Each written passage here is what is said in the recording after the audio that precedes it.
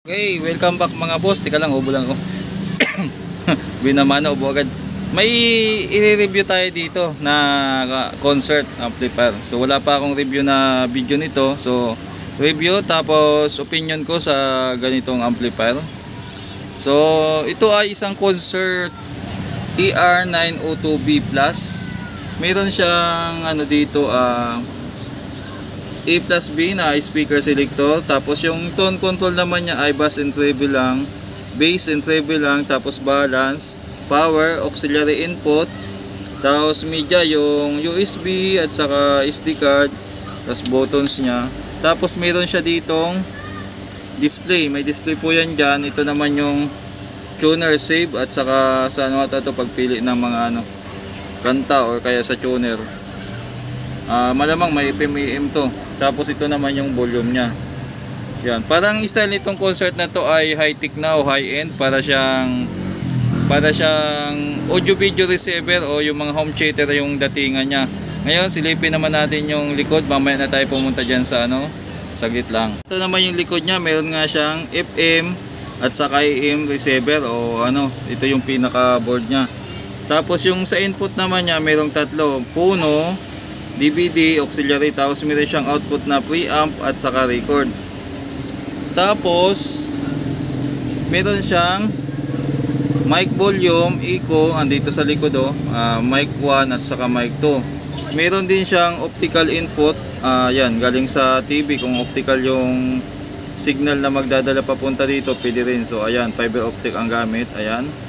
Tapos meron siyang input din kung gusto nyong HDMI, ayan, HDMI 1 and 2. Tapos meron din siyang output na HDMI.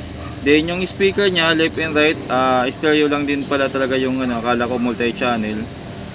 Right and left lang. So merong system A at saka system B. At meron siyang video output, ayan, para sa media. Malamang doon niya sa USB or SD. At ito na yung pinaka ano niya. So nakalagay diyan ay max power output niya 500 watts per channel. Power source ay 220, 50 or 60 Hz. Concert, ayan, audio video technology sa Moni Ventures Corporation. Tapos ayan yung website nila. Ay ito yung model. Tapos made in China. Mayroong serial number. Ngayon, punta na tayo sa loob. Ito po yung loob niya. Meron siyang system, system command IC, ayan. Ito naman yung tuner board niya. Ito naman yung board niya para sa optical. Tapos ito yung board niya para sa HDMI. Then board para sa microphone input, yan, 1 and 2. Tapos kasama na din yung sa video.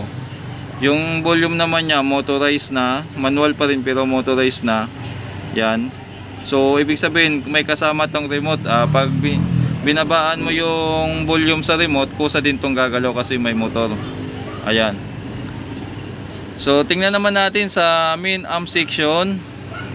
Ano ba nangyari dyan? Mukhang may repair na yung relay, oh. So yung main amp section niya ay maliit lang din.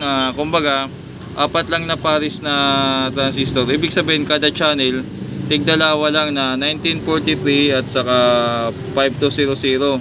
So medyo maliit lang to kumpara sa mga naunang brand nila o naunang model.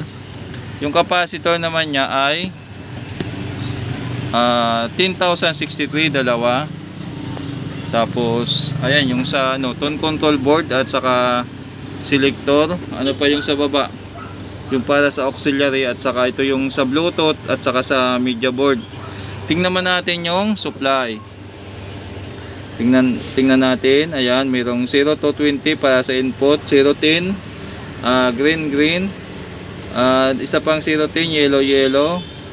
Meron din siyang 04 volts, 024 para sa display at ayan, dito sa CFL. Tapos yung sa main amp naman niya ay 40-040.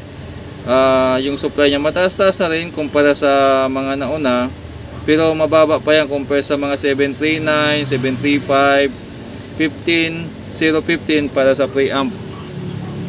So anong impression ko sa amplifier na to? So ang impression ko sa amplifier na to, kung bibili kayo nito tapos ang gusto nyo malakas, ay wag itong kukunin nyo mga boss. Itong itong amplifier na to ay nakapokus yung ano niya, yung specs niya sa dami ng ano, kumbaga sa dami ng mga abobot o kaya sa dami ng mga features. So nakapokus sa features yung amplifier na to. Hindi siya nag-focus sa power. Although mataas-taas na rin yung supply niya compare sa ano, pero I will go to the 735, 739, 733 sa ibang brand, sa ibang ano, o kaya sa concert din I will go to 502H o 502C pa rin ako kung compare dito sa ano, sa ganitong amplifier. Ang ano kasi dito, ang pinokus kasi dito ng manufacturer ni Concert sa model na to ay yung features para makahabol, katulad ng ano, kumbaga parang makuha niya kunyari yung parang yung feel, yung vibes na parang ano, parang audio video receiver o yung datingan ano, kasi meron na siyang HDMI, meron pa siyang optical, tapos audio input, tapos may FM AM na rin siya, may microphone, tsaka may display na rin siya, at saka media, bluetooth. So nakapokus talaga yung amplifier na to. Kung features ang habol nyo mga boss ay sa tingin ko maganda to. Kung hindi nyo naman kailangan ng super lakas o ano, tapos kailangan nyo ng features para sa TV, yung mga HDMI, mga ano, ito yung bilhin nyo na amplifier. Pero kung kailangan nyo ng malakasan, yung ibang model ang kunin nyo. Yun ang masasabi. Ito ay personal opinion ko, baka may makarinig na mayroong ganito, sumama ang loob. So mapapansin nyo naman kunti lang talaga yung pyesa niya para sa main amplifier section. Hindi katulad sa ibang model na mayroong 8 power transistor. Sa kanya ay ano lang talaga, basic lang talaga na tig paparis-paris lang. So isang paris kada channel. Yan, at maganda lang kasi may blower, pero overall kung palakasan hindi siya pwede kasi nakapokus siya sa features. Features talaga yung hinighlight sa ano, o inayos sa ano na to, sa amplifier na to. Features niya talaga mga boss. So yun lang yung review at saka opinion natin sa ganitong amplifier.